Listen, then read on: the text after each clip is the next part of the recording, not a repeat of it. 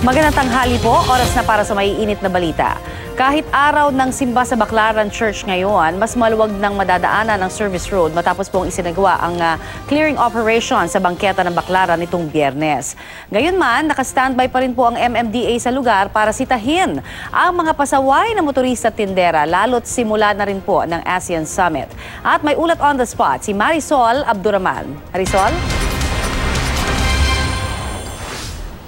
Connie, Baclaran Day ngayon, but tingnan nyo, surprisingly, napakaluwag po ng kalsada dito sa ating kinaroroonan sa service road ng Baclaran. Napakalayo nito, Connie, kung ikukumpara ang sitwasyon ng mga nakaraang araw. In fact, nung nakaraang linggo lang na halos hindi na tayo makadaan dito sa sobrang dami ng tao at mga sasakyan.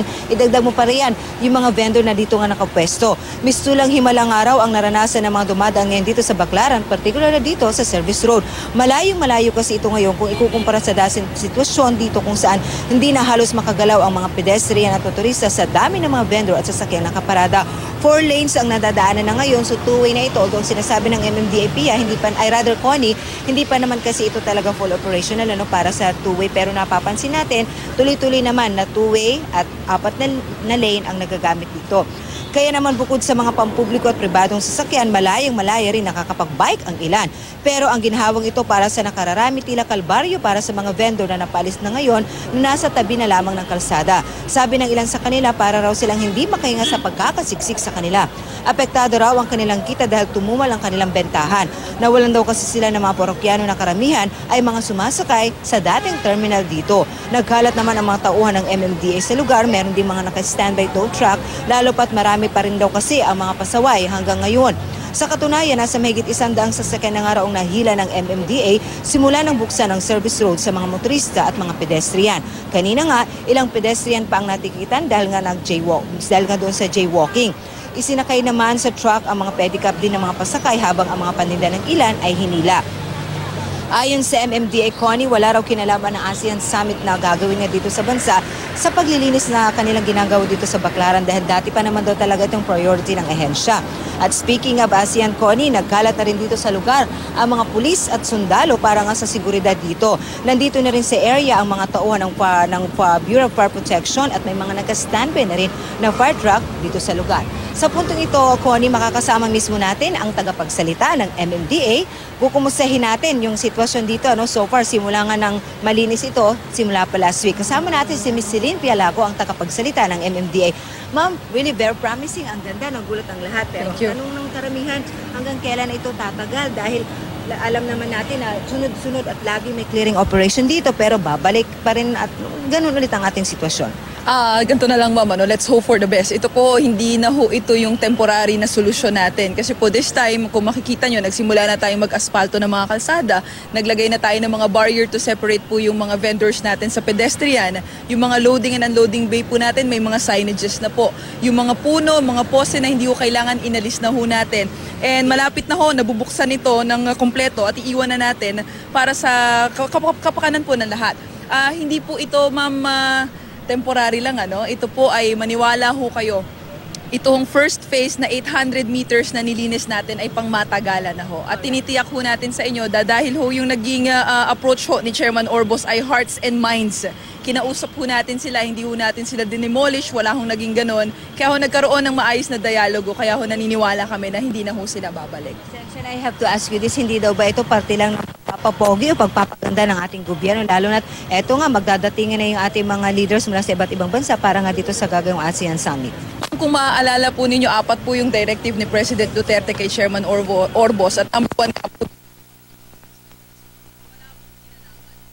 ASEAN Summit o kahit na anong pagpapapogi. Alam nyo, ma'am, gawin man ho namin yung trabaho namin, may maririnig kami. Hindi ho namin gawin, may maririnig pa rin ho kami. So at the end of the day, gagawin na lang ho namin yung trabaho namin for public safety, para na rin po sa kaayusan ng Metro Manila. Ito kasi dati, Connie, alam naman natin na talagang terminal na ito, hindi na halos nadadaanan at alam natin na napakadami talagang vendor dito. Now, how do we make sure na hindi na talaga sila babalik? Kasi ganun naman talaga ang nakakahiyamang aminin, pero ganun talaga ang mga Pinoy. Pag may nagbabantay, okay, hindi. Pero hanggat may pagkakataon, lalo na't hanap buhay ang pinag-uusapan, pag nakakita ng pagkakataon, may tendency babalik. Now, how do we make sure na yung sinasabi ho ninyo na hindi ito temporary lang, sana nga magtuloy-tuloy na, may magbabantay nagbabantay ba dito? Paano ang monitoring na gagawin? Meron po tayong more than 3,500 vendors. So nung nagkaroon tayo ng dialogue, hiniwalay na po natin yung mga illegal vendors, yung hindi po miyembro ng kanilang asosasyon. Yung mga miyembro naman po ng asosasyon nila, nagkaroon na ho ng pag-uusap. 3 shift po ang paraan nila ng pagbebenta, 6 to 2, 2 to 10, and 10 to 6, para po mabigyan ng pagkakataon yung iba na makapagtinda rin dito sa sidewalk.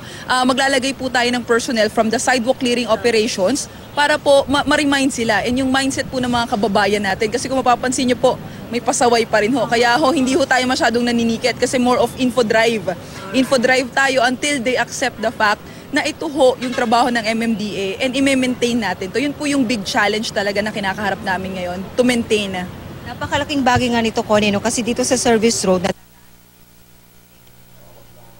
doon sa National Road. Now, Ma'am, we'd like to ask lang, meron na ba tayong data kung ilang percentage po ang binawas sa ating traffic congestion when you open, finally, itong dito sa service road na yung mga nagtratraverse po?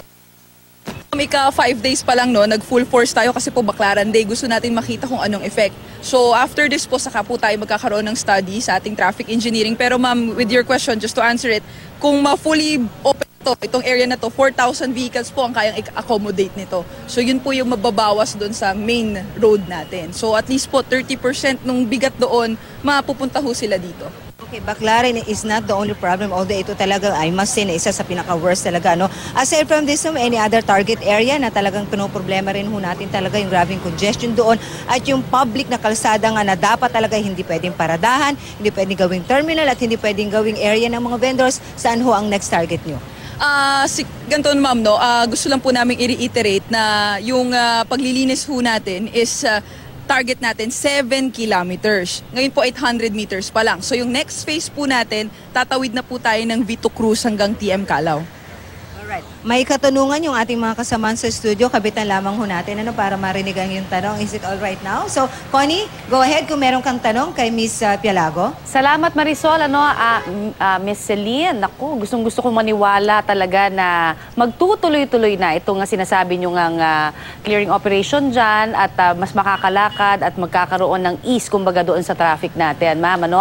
Ang gusto ko lang malaman, gaano ho ba karami yung mga vendors naman na natanggal ho para ho dito sa ginagawa nyong clearing operation? At saka saan ho ba sila ililipat kung meron man ho kayong balak na ilipat pa sila? Yung figures po natin, ma'am, doon po sa mga illegal vendors, approximately po, mahigit nasa 2,000 rin ho sila.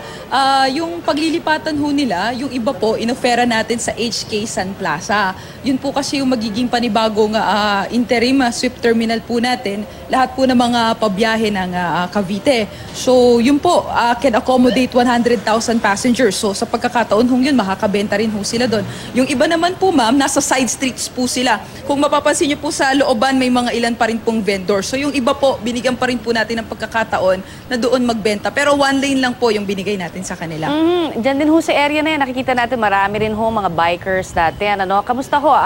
Ito ho ba gagawin na natin as a, kumbaga parang model na area po para doon sa ibang mga, sabi nyo nga magiging 7 kilometers so itong stretch ng paglilinisan ninyo nito pong proyekto na ito. So yung bike lane, magkakaroon tayo ng panibagong urban planning in that area at dun sa mga iba pa pong balak po nating suyurin para mas mapagaan po ang trapiko at mas maganda na malakaran po ng ating mga pedestrians?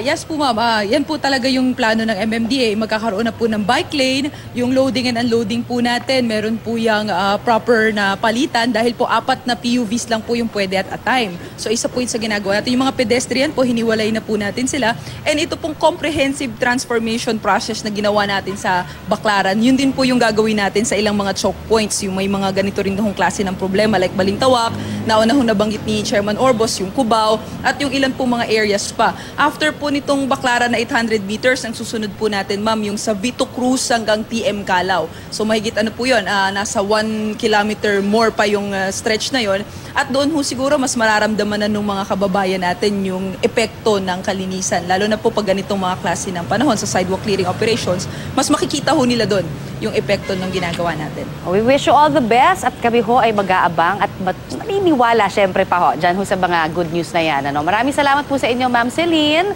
at ganoon din sa ating kapusong si Marisol Abduraman. Thank you, Miss Connie. Thank you.